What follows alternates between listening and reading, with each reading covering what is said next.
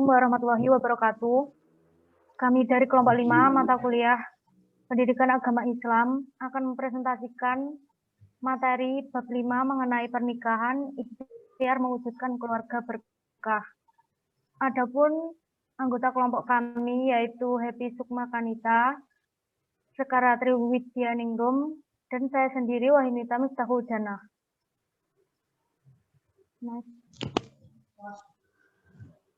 Adapun hal yang akan dibahas yaitu yang pertama cinta dan fitrah manusia untuk menikah, yang kedua kriteria pendamping hidup dan ikhtiar mencarinya, yang ketiga menjaga ifah atau kesucian diri dengan tidak pacaran dan tidak berzina, yang keempat meraih keluarga berkah dalam bingkai pernikahan, dan yang terakhir yaitu ragam pernikahan kontroversial.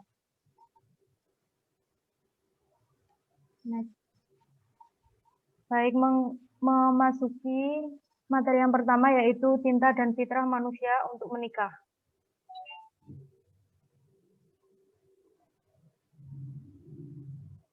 Cinta dan pernikahan. Cinta merupakan kesenangan jiwa, pelipur hati, membersihkan akal, dan menghilangkan rasa gundah gulana. Cinta seorang laki-laki kepada wanita dan sebaliknya adalah perasaan yang manusiawi, yang bersumber dari fitrah yang diciptakan oleh Allah Subhanahu wa Ta'ala di dalam jiwa manusia, yaitu kecenderungan kepada lawan jenis ketika ia telah mencapai kematangan pikiran dan fisiknya. Menurut ajaran Islam, perasaan cinta akan membawa kebaikan pada manusia, bisa disalurkan hanya dalam bingkai pernikahan. Di luar pernikahan, semua bentuk hubungan cinta laki-laki dan perempuan adalah terlarang. Hal itu disebabkan karena dalam pernikahan, hampir semua interaksi antara laki-laki dan perempuan bernilai pahala jika dilakukan karena Allah. Dan juga sebaliknya, apabila interaksi antara laki-laki dan perempuan yang bukan suami istri, maka hal tersebut hanya akan membuat dosa karena hal ini secara tegas dilarang oleh Islam.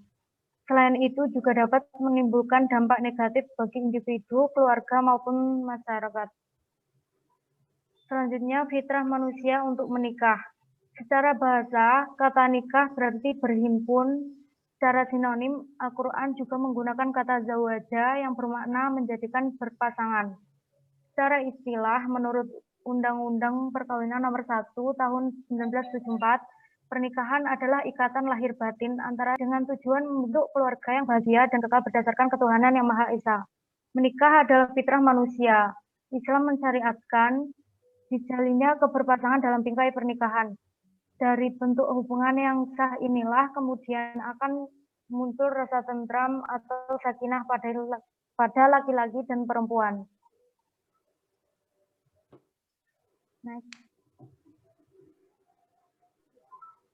Adapun hikmah dari pernikahan, yang pertama yaitu memelihara keberlangsungan manusia.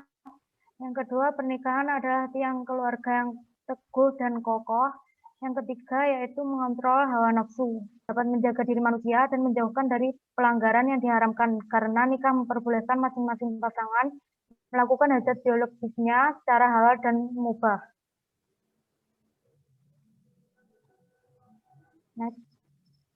Materi yang kedua yaitu kriteria pendamping hidup dan ikhtiar mencarinya.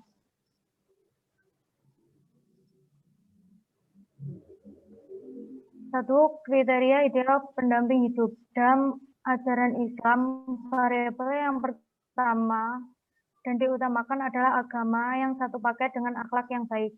Agama dan akhlak yang baik akan membawa ketenangan dan kebahagiaan di dunia maupun di akhirat. Seorang laki-laki boleh menjadikan kecantikan, kedudukan, dan kekayaan menjadi syarat untuk mencari pasangan. Namun tidak untuk syarat utama karena ada yang lebih utama lagi, yaitu kadar ketakwaan atau agamanya. Selain variabel agama, hendaklah seorang muslim juga mempertimbangkan latar belakang keluarga masing-masing. Sebab pernikahan tidak hanya menyatukan dua diri yang berbeda, melainkan juga dua keluarga yang berbeda. Dua, ragam ikhtiar mencari pendamping hidup. Pada umumnya, cara yang ditempuh seseorang dalam mencari pendamping hidup yaitu melalui perjodohan, pacaran, ta'aruf, dan lain-lain, yaitu ta'aruf. Ta'aruf merupakan proses pertemuan atau perkenalan seorang pria dan wanita dalam suasana terhormat ditemani pihak ketiga dengan tujuan mencari pendamping hidup. Dalam proses ta'aruf, masing-masing pihak boleh untuk melihat wajah calon pendamping dan yang dimaksudkan untuk menimbulkan kemantapan kepada mereka. Mereka juga disilahkan untuk menanyakan berbagai hal yang ingin diketahui, terutama keinginan masing-masing setelah pernikahan. Mereka juga dapat menanyakan hal-hal lainnya kepada pihak ketiga, yakni teman, sahabat, kerabat, ataupun orang yang mengenalnya. Next, akan dijelaskan oleh rekan saya. Selanjutnya adalah materi ketiga, menjaga iffah kesucian diri dengan tidak pacaran dan tidak berzina. Menurut KBBI, pacar adalah kekasih atau teman lawan jenis yang tetap dan mempunyai hubungan berdasarkan cinta dan kasih. Adapun keuntungan dari pacaran, yang pertama, belajar mengenal karakter lawan jenis, mendapatkan perhatian lebih dari pacar, sebagai tempat menyampaikan keluhan, unek-unek, atau curhat berbagai permasalahan yang dihadapi. Selanjutnya, memiliki tempat berbagi di saat suka maupun duka, tidak kesepian karena ada yang setia menemani kapanpun dan dimanapun. Antar jemput gratis, sarana dan dalam mencari pendamping hidup agar mengenal dia dan tidak salah pilih, senang dan bahagia karena menyalurkan rasa cinta dan dicintai, menimbulkan motivasi dan semangat hidup, sarana untuk menyalurkan hasrat atau nafsu seksual. Tetapi tidak semua keuntungan yang disebutkan hanya dapat diperoleh dari seorang kekasih. Keuntungan seperti mengenal karakter lawan jenis dapat diketahui dengan memiliki teman lawan jenis yang bukan pacar. Untuk keuntungan antar jemput sangat tidak dianjurkan karena tidak boleh melakukan tindakan yang semena-mena terhadap orang lain, kecuali memang kemauan dari diri sendiri. Adapun kerugian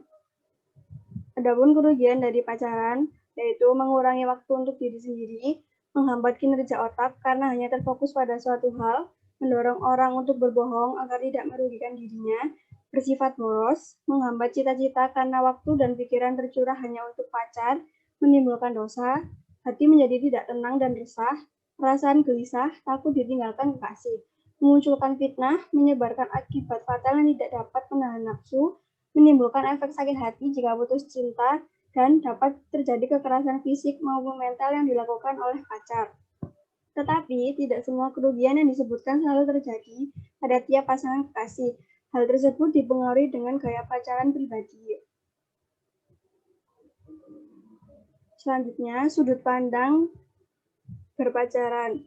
Ditinjau dari sudut pandang ajaran Islam, aktivitas pacaran pranikah dengan beragam gayanya adalah haram alias tidak bisa dibenarkan. Apapun bentuk gaya pacarannya, bila dilakukan sebelum menikah, hukumnya tetap terlarang, kecuali bila pacaran pranikah tersebut tidak melanggar aturan agama terkait hubungan laki-laki dengan perempuan non-haram.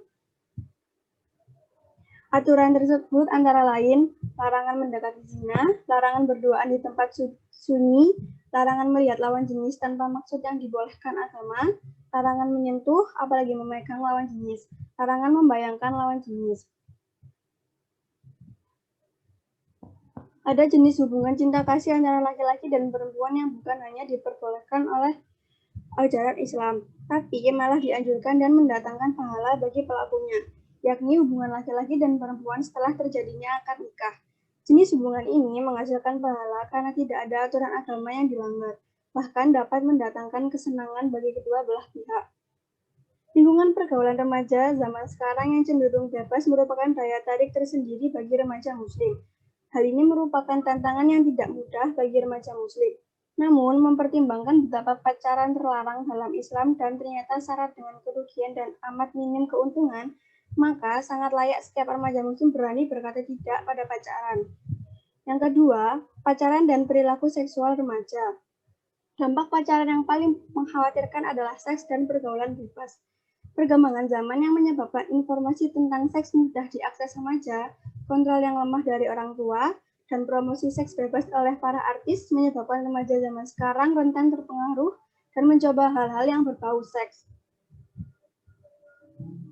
Dalam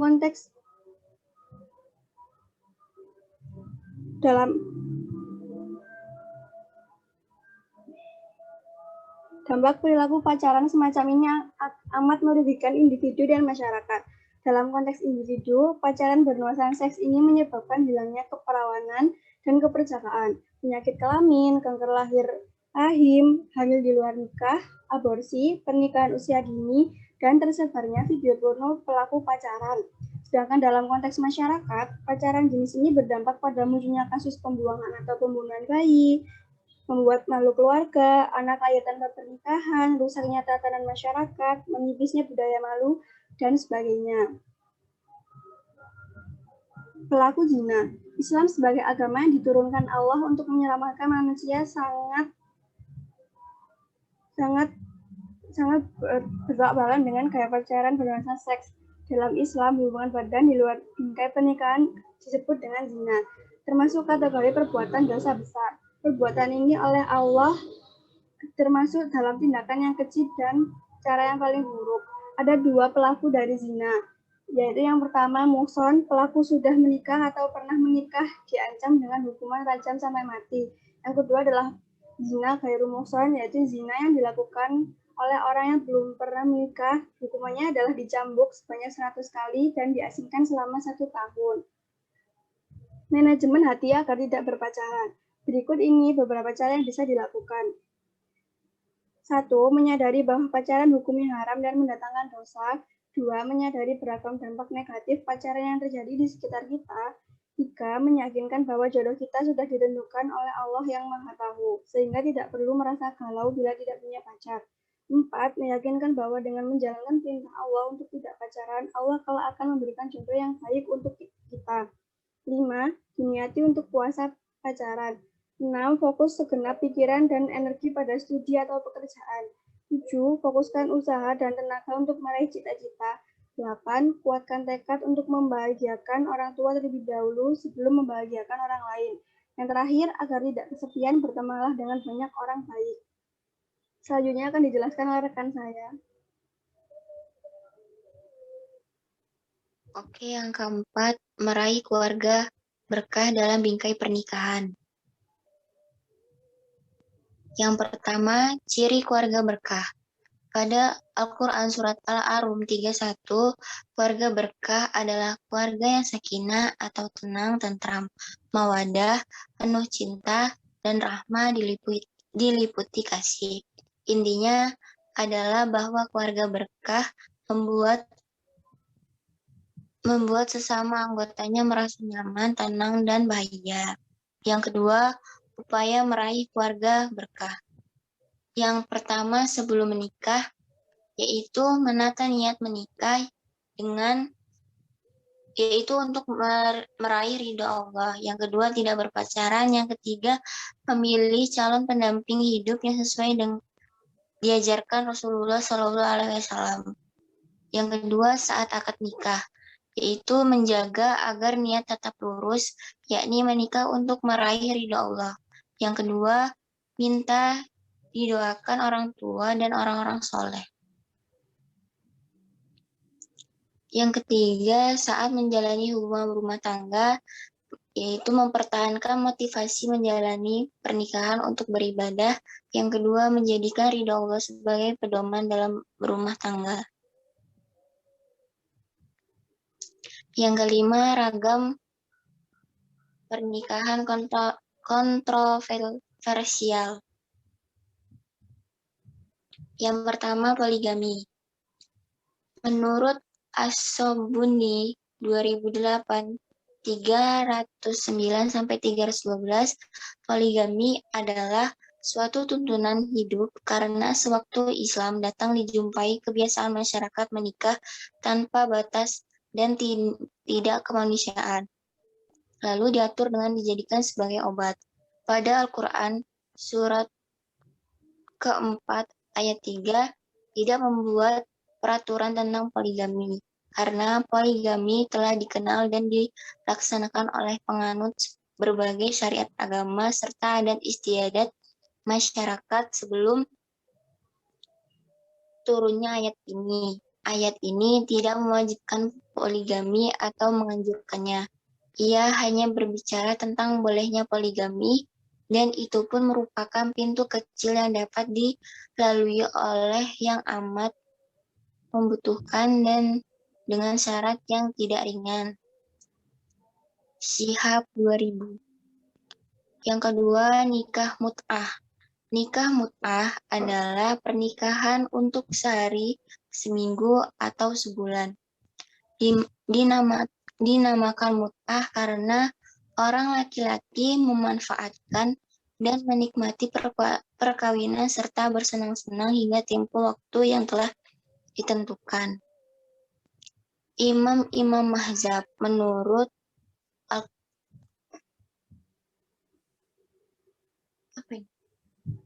sepakat bahwa nikah mut'ah adalah haram karena beberapa dalil berikut, yaitu perkawinan ini tidak mempunyai hukum sebagaimana yang tercantum dalam Al-Quran tentang perkawinan, talak, iddah, dan warisan.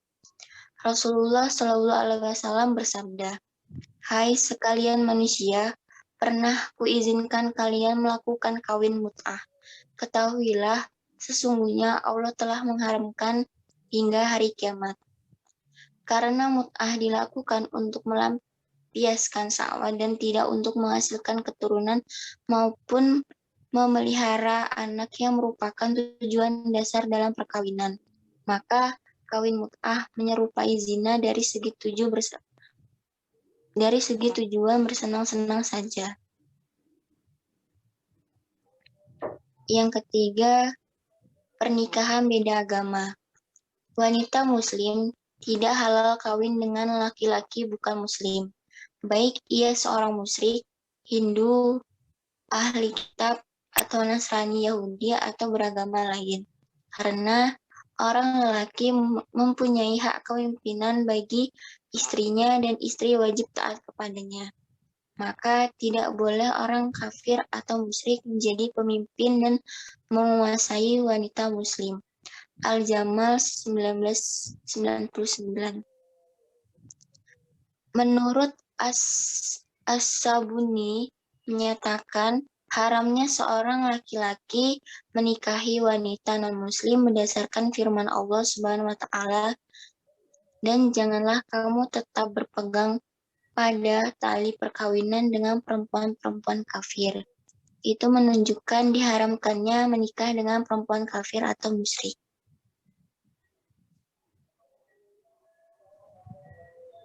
Baik, sekian presentasi dari kami. Apabila ada kurang lebihnya kami mohon maaf. Wassalamualaikum warahmatullahi wabarakatuh.